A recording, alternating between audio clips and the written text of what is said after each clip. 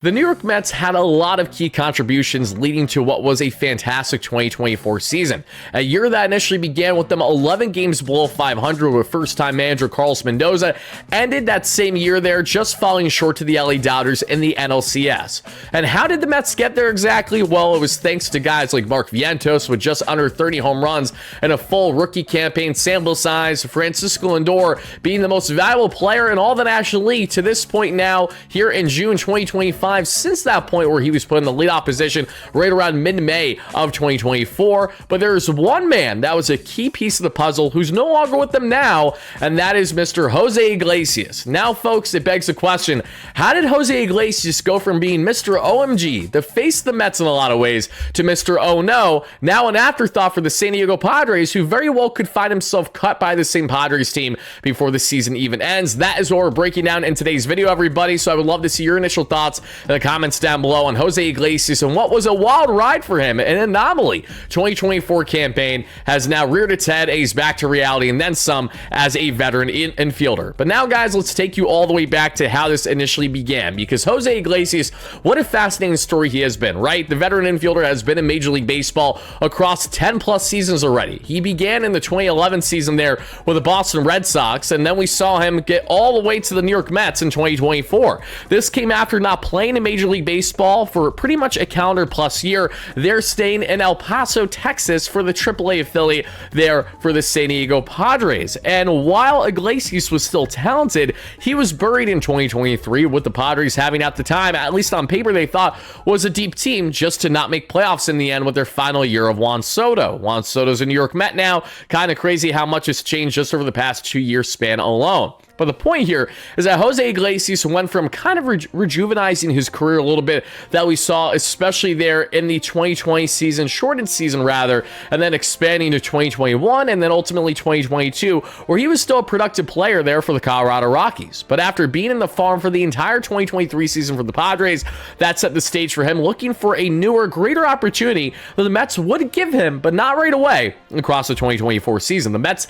signed Jose Iglesias, the veteran infielder there who has over a decade-long worth of experience, known for his great contact ability and fantastic hands there, whether it's at short, second, and to a degree at third. All over the infield, Jose Iglesias is known for the great hands, maybe not so much known for the great footwork all the time, but Iglesias has been a productive offensive and defensive player for a decade plus. The Mets were at minimum going to be taking a little bit of a flyer on him heading into the 2024 season. Now fast forward a couple months into the 2024 season. It is May 31st, 2024. The Mets are 10 games below 500 right around the time at 24-34. They need to make changes, and they've already made adjustments to Francisco Lindor moving up to the leadoff spot where he ultimately would thrive throughout the entire course of the remainder of that season and dominate in doing so. But outside that, the Mets need to add more, and they want to add a spark. So what do they do after considering the Joey Wendells and the Zach Shorts of the world as a true infield option for them, a utility fit, if you will, to come off the bench and get a start every now and then, especially for a series finale? After those pieces came and went, they swung and missed because David Stearns did not like them. Enter the fold for Jose Iglesias. And when Jose Iglesias makes an impact with the Mets, little did we know that he would make an impact greater than any other team he's really had an impact at this point in his career. Mind you, at the age of 34, Jose Iglesias goes out and puts up just absurd numbers. He would then go on to have the next month of baseball with the Mets so upside down from what things were to begin this season that the Mets are not only rallying and getting themselves on a true hot streak, but Jose Iglesias is here performing at Citi Field. OMG. It is a song that Jose Iglesias dropped himself there entering the season, was waiting to unfold it for the fans and for the team. And after JD Martinez not only recommended that Jose Iglesias gets called up there from AAA Syracuse to the New York Mets that he shared with Carlos Mendoza after the Mets were reeling in their rut, again, north of 11 games below 500, they bring up Jose Iglesias, and JDM, among others, absolutely love the new song that he has to share. When he came down to Syracuse, he's like, bro, we need to play that. I love that song. He sent me voicemails, showering, singing. Oh my God, it was insane. Really? Yeah, it was like, I want to hear it. Send it to me. I was like, no. The song is gonna play when I'm there.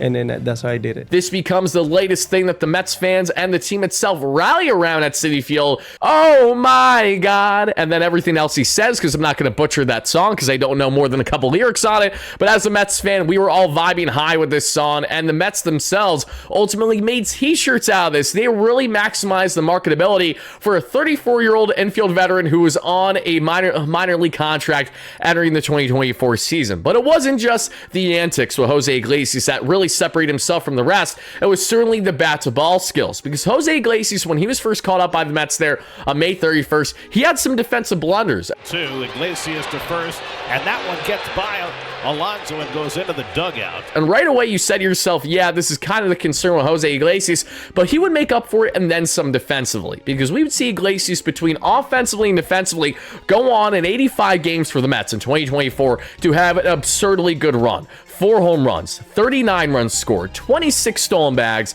26 RBIs to 6 stolen bags, a 337 batting average, a 381 on base, and a 448 slug, which is good for 37% above league average as a batter per Fangraphs' weighted runs created plus. So the same Jose Iglesias, who hasn't been above league average as a batter since the shortened 2020 campaign with the Baltimore Orioles in just a sample size that consisted of 39 games and 150 plate appearances, finds himself with just under 300 plate appearances, absolutely thriving as an infield utility option for the Mets and their offense. And this was vital, everybody, because at the time of Iglesias being called up, as I mentioned, the Mets were 10 games below 500.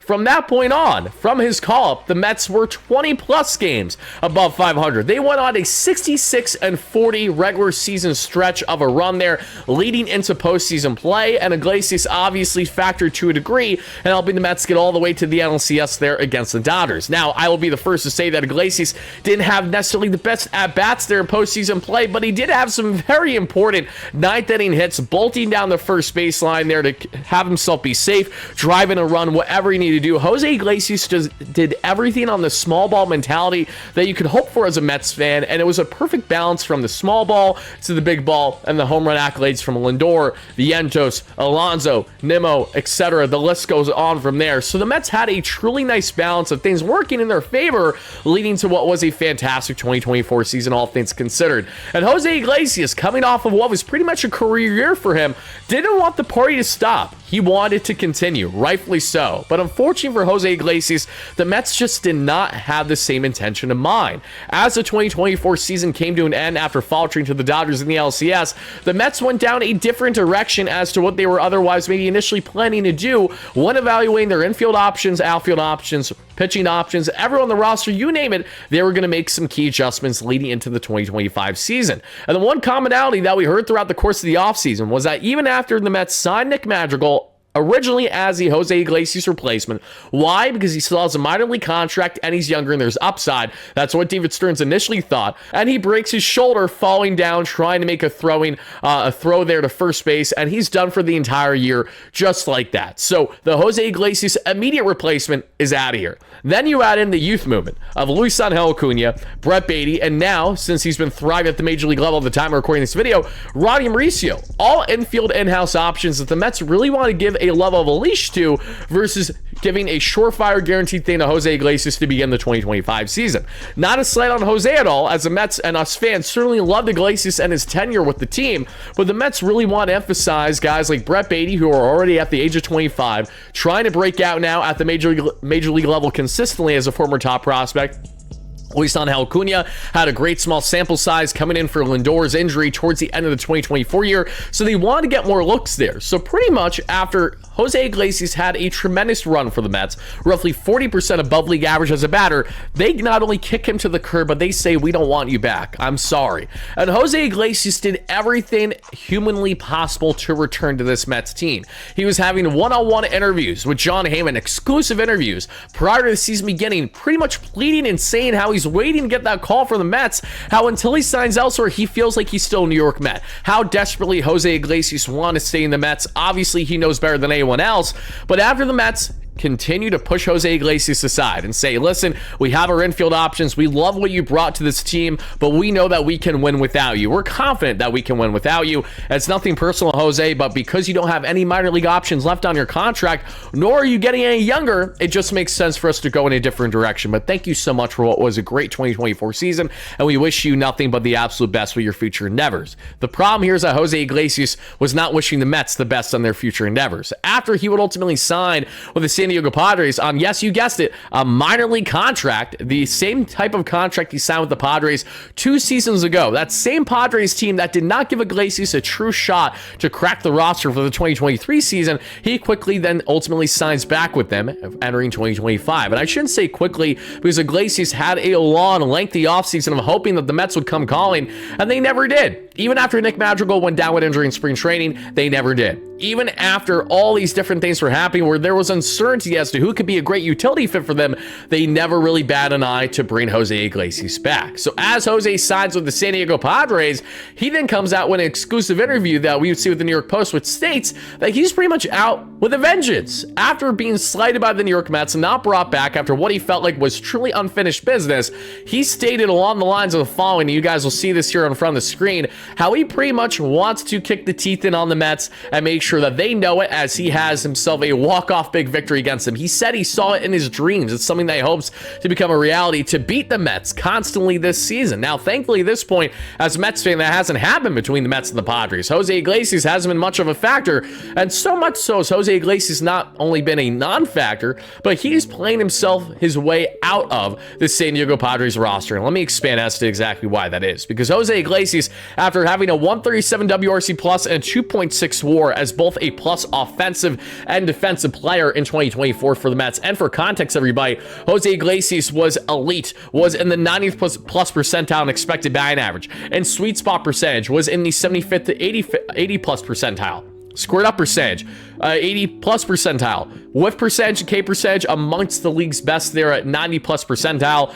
Outs above average, 77 percentile and 83rd percentile in the sprint speed. A lot to love about Jose Iglesias, but as he enters his 2025 season with the Padres in just what is 135 plate appearances at the time of this video, he has a total of 30 hits and is amongst the worst batters in all Major League Baseball, as you guys can see per Baseball Savant. Just night and day from what he was a year ago for the Mets versus what he has been for the Padres. And while yes, he's still dominating the strike zone in the 86th percentile whiff percentage and 85th in K percentage, and still well above league average on the sprint speed, he is night and day the defender that he was a year ago. He is horrendous defensively so far this season. Offensively, he's in the 1 percentile in expected slugging, average exit velocity, hard hit percentage, sweet spot, night and day from a year ago, and more like the Jose Iglesias that's bound to be a AAA player than anything else. So what exactly about the 2024 Mets got the best out of Jose Iglesias?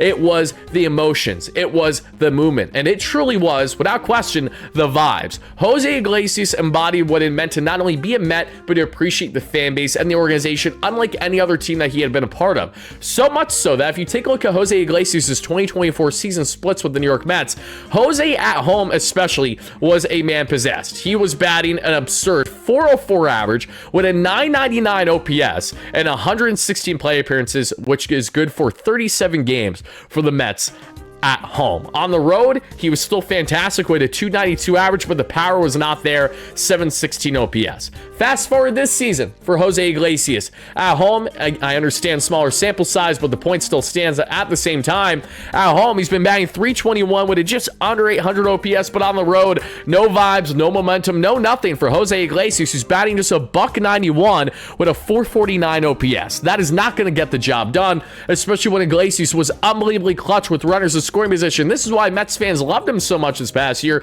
It's because Jose Iglesias, with runners on, a 375 average and a 901 OPS. When we look at two outs runners in scoring position situations, he was even better, a 440 average, a 1000 OPS. You look at high leverage situations, a 359 average and 842 OPS. You loved what you got from Jose Iglesias in those key situations. Whereas this season, understanding it's a different sample size, but still, Jose Iglesias with runners in scoring position this season is still batting respectable potential 357. So that is encouraging to see, at least, that he's been able to step up in those moments here for this Padres team. And that's something that we will bear in mind and make more note of throughout the course of the season, everybody. But the point still stands that Jose Iglesias, a guy that was well above league average a year ago, and what was truly an anomaly of a season for the Mets, is back down to being well below league average, and now may find himself on the outside looking in on even being a major league talent for the Padres this season. If you look at Jose Iglesias since the 2013 season with two teams at the age of 23, he has only had one season since that point of being above league average as a batter of at least 60 games played, and that came with the Mets in 2024. Jose Iglesias wanted the vibes to continue. David Stearns of the Mets simply didn't. I don't think the Mets are complaining too much right now, as they are currently 42 and 24 on the season. They're right around 18 games above 500. And since Jose Iglesias made his debut with the Mets, if we go all the way to present day now, even with him not on the roster, the Mets have a whopping 108 wins to just 64 losses. That is the best record in all Major League Baseball. So as great as Mr. OMG was, the Mets are more than content with him being Mr. Oh No there for the San Diego Padres. Baseball fans, let me know all your thoughts in the comments down below on Mr. OMG to Mr. Oh No and Jose Iglesias. What do you think is the biggest culprit as to how he just blossomed so much in a one-and-done year with the Mets